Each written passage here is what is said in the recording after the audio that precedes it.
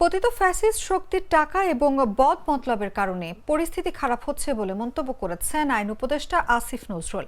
সোমবার রাজশাহীর পিটিআই মিলনায়তনে স্বরাষ্ট্র মন্ত্রণালয়ের আয়োজনে দেশের পরিবর্তিত পরিস্থিতিতে মানবাধিকার ও পরিবেশের উপর গুরুত্ব সহ আইন প্রয়োগ বিষয়ক কর্মশালায় প্রধান অতিথি হিসেবে যোগ দেওয়ার আগে সাংবাদিকদের প্রশ্নের জবাবে তিনি কথা বলেন।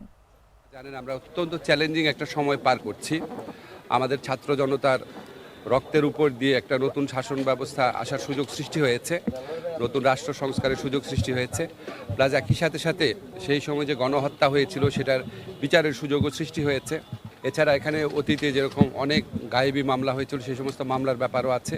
যারা পতিত ফ্যাসিস্ট শক্তি আছে এরা তো আপনার কিছু লোক পালিয়েছে, মেজরিটি তো দেশে থেকে গেছে এবং তাদের হাতে হাজার হাজার কোটি টাকা। এগুলি তো বানানো কথা না, আপনারা জানেন।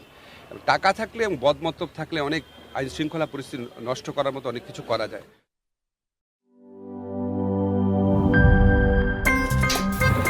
আমার একটা স্মার্ট সিদ্ধান্তে 25% গ্যাসের খরচ কমেছে। ভাবছেন কিভাবে?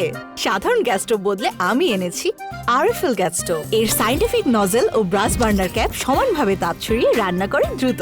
তাই গ্যাসও বাঁচায় 25%, টাকাও বাঁচে 25%। আরএফএল গ্যাস স্টোভ নিরাপদ ও গ্যাস সাশ্রয়ী।